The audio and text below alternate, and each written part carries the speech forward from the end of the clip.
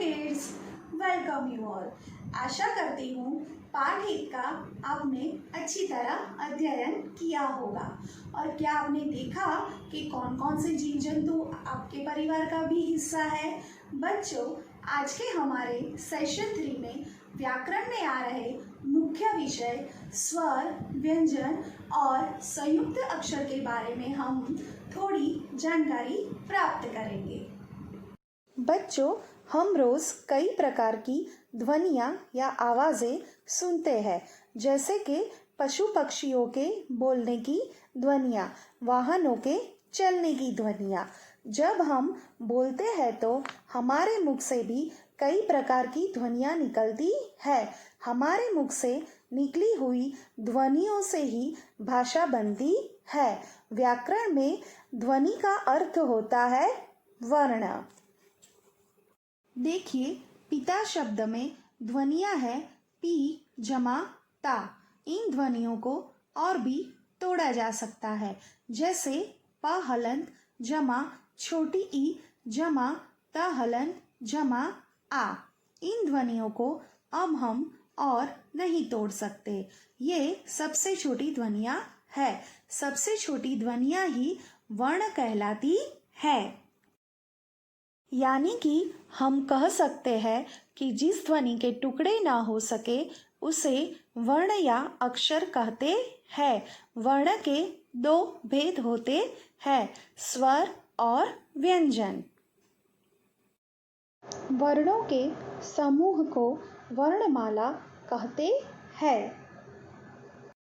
जिन वर्णों का उच्चारण स्वतंत्र रूप से होता हो और जो व्यंजनों के उच्चारण में सहायक हो, वे स्वर कहलाते हैं। हिंदी में 11 स्वर हैं।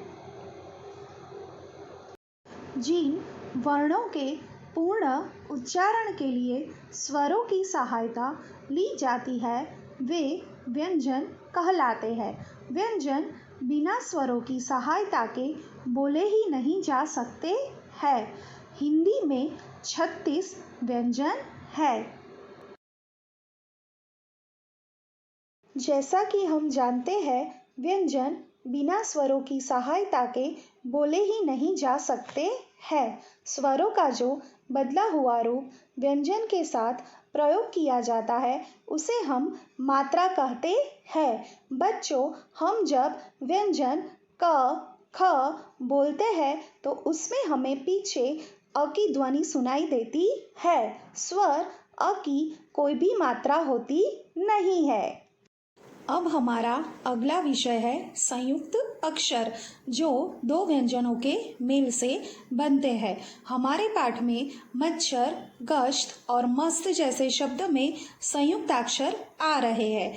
कुछ संयुक्त अक्षर ऐसे हैं जिसमें 2 व्यंजन मिलने पर उसका पूरा रूप ही बदल जाता है, जैसे क्ष, त्र, ज्ञ, श्र। संयुक्त अक्षर क्ष क और श व्यंजन के मिलान से बना है। त्र, त और र व्यंजन के मिलान से बना है। ज्ञ, ज और ञ व्यंजन के मिलान से बना है। श्र, श और र व्यंजन के मिलान से बना है। दिए गए संयुक्त अक्षर में आप देख रहे होंगे, हमने क, त, ज, श के नीचे तिरछी रेखा लगाई है, क्योंकि ये व्यंजन स्वर रहित है। संयुक्त अक्षर में पहला व्यंजन स्वर रहित होता है। जब हम किसी व्यंजन को बिना स्वर के लिखते हैं, तब उसके नीचे खींची जाने वाली तिरछी रेखा को हलंत या हल चिन्ह कहते हैं। अब हम संयुक्त अक्षर से बनने वाले कुछ शब्दों का पठन कर लेते हैं। कक्षा, रक्षा, पक्षी, क्षत्रिय। पत्र, पुत्र, मित्र, त्रिशूल। यज्ञ, आज्ञा, ज्ञान, ज्ञानी।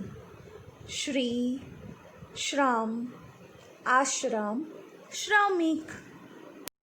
संयुक्त अक्षर में जब एक स्वर रहित व्यंजन के साथ दूसरा स्वर सहित व्यंजन आता है तो पहला व्यंजन हल्का और दूसरा व्यंजन पूरा बोला जाता है।